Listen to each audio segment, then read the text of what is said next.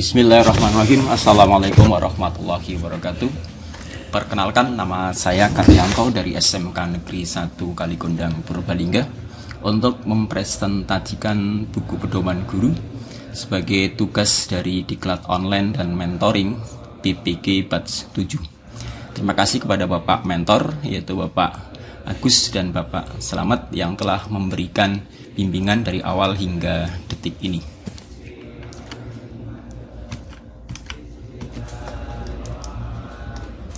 Buku pedoman guru ini sebenarnya adalah buku yang mutlak harus dimiliki oleh seorang guru sebelum melakukan proses pembelajaran pada awal tahun pembelajaran, dengan tujuan untuk menetapkan arah dan target kinerja guru dalam 1 tahun, baik untuk rencana pembelajaran bagi peserta didik ataupun rencana pengembangan profesi bagi guru itu sendiri.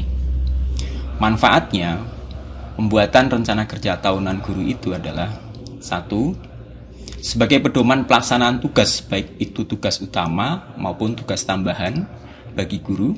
Yang kedua, sebagai acuan penilaian kinerja guru maupun pelaksanaan supervisi perangkat dan supervisi akademik oleh kepala sekolah.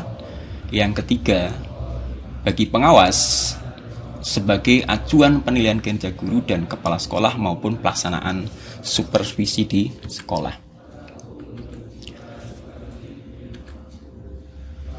Buku pedoman guru terdiri dari bagian awal, bagian isi, dan bagian penunjang. Bagian awal terdiri dari halaman judul, identitas guru, halaman pengesahan, kata pengantar, dan daftar isi. Ini adalah bentuk dari halaman judul. Di dalamnya ada buku tertera buku pedoman guru tahun pelajaran 2023,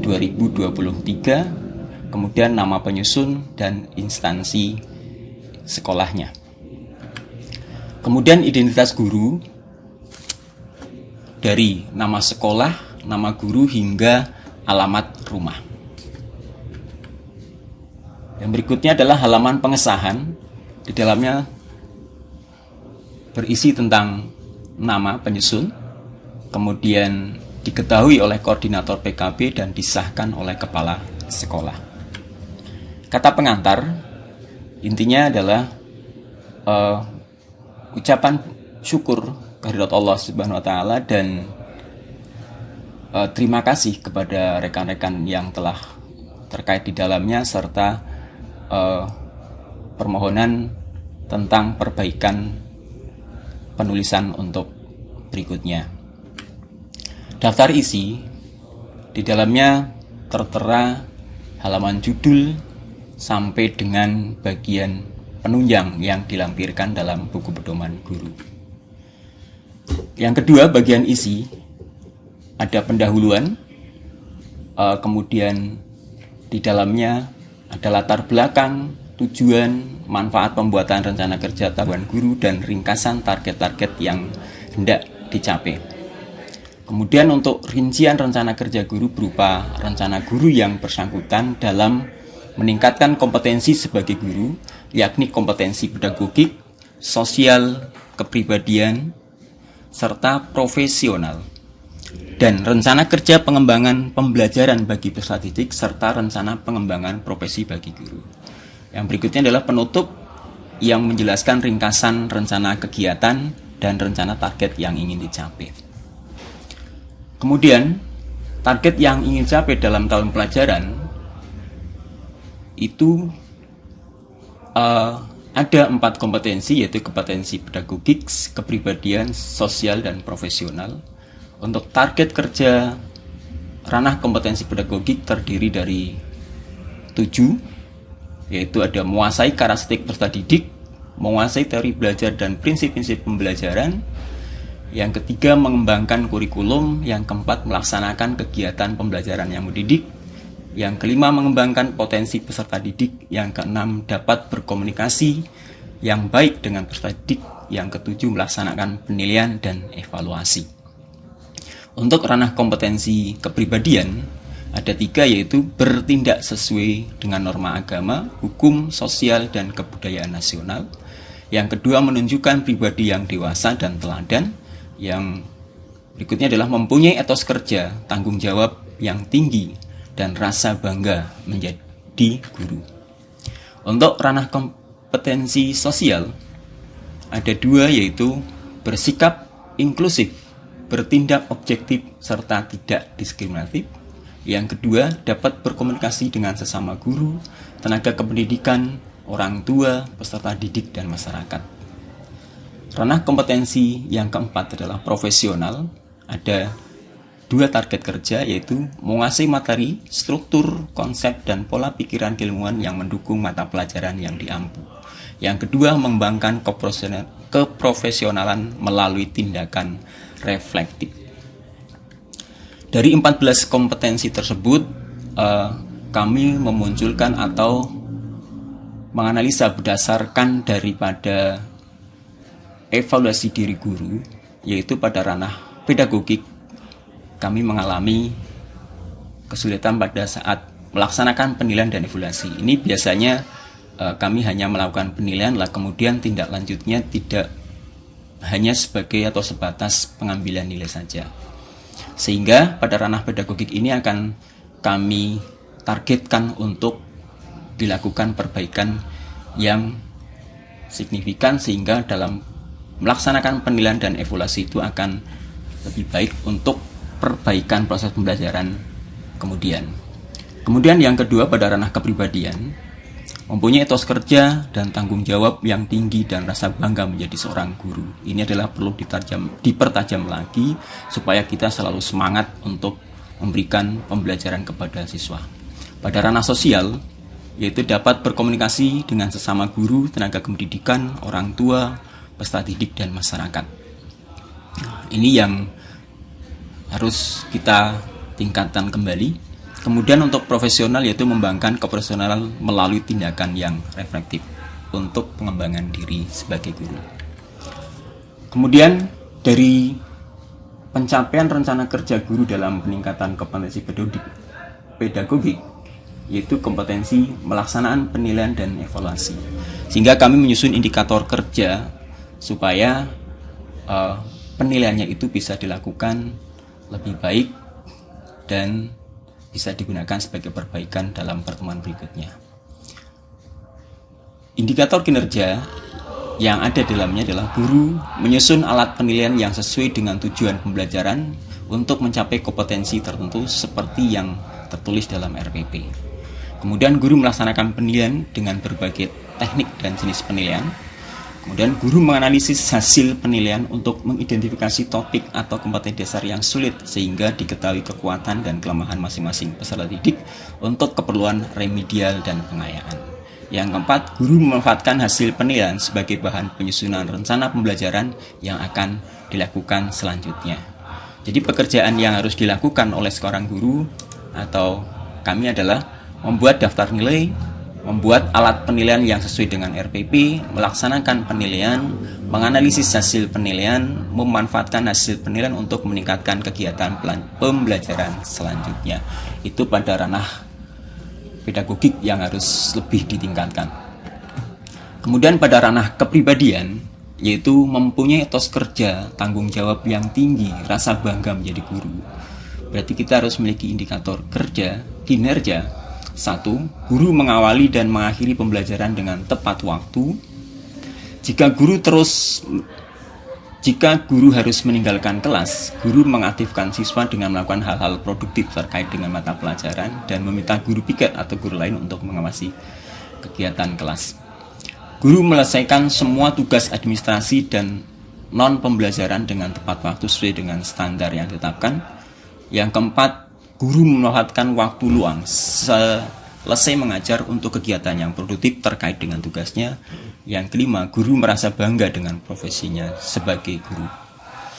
Sehingga dari indikator kinerja tersebut dapat ditarik jenis pekerjaan yang harus dilakukan. 1 adalah disiplin dalam kehadirannya dalam kegiatan pembelajaran. Yang kedua, jika meninggalkan kelas, memberi tugas kepada peserta didik untuk tetap aktif dalam belajar. Yang ketiga, menyelesaikan tugas administrasi sesuai dengan tepat waktu. Yang keempat, memanfaatkan waktu luang untuk kegiatan produktif. Yang kelima, merasa bangga dengan profesi sebagai guru. Kemudian pada ranah kompetensi sosial, kompetensi yang harus ditingkatkan adalah dapat berkomunikasi dengan semua guru, tenaga kependidikan, orang tua, peserta didik, dan masyarakat. Yang intinya di sini kami selaku guru harus mampu untuk berinteraksi yang baik dengan orang tua, bekerja sama dengan teman sejawat dan tenaga pendidikan. Yang ketiga, berkomunikasi yang baik dengan masyarakat sekitar. Yang keempat, berperan aktif dalam kegiatan sosial di masyarakat. Kemudian kompetensi profesional yang harus ditingkatkan oleh kami adalah mengembangkan keprofesionalan melalui tindakan yang reflektif. Ada 6 indikator kinerja. Kemudian jenis-jenis pekerjaan yang harus kita lakukan adalah melakukan evaluasi diri sendiri atau EDS yang spesifik. Yang kedua, membuat jurnal pembelajaran. Yang ketiga, membuat catatan masukan dari teman sejawat.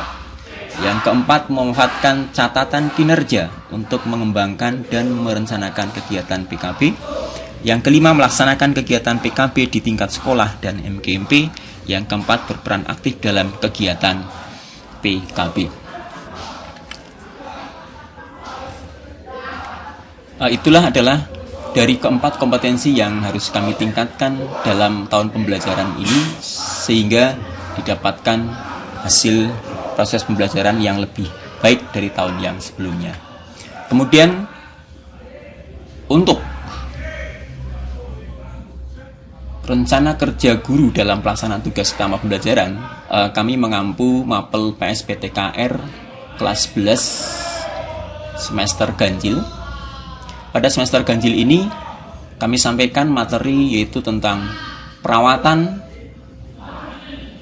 kupling, transmisi, transaxle baik manual ataupun otomatis, propeller shaft, diferensial, cross propeller, dan sampai ke poros roda.